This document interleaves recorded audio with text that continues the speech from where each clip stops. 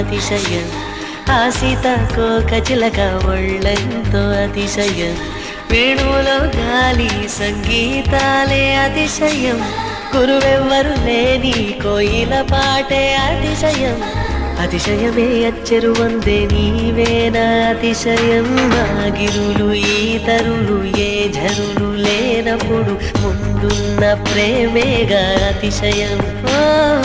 16 ప్రయాణ పర్వంలో అందరికీ పుట్టేటి ప్రేమేగా అతిశయం.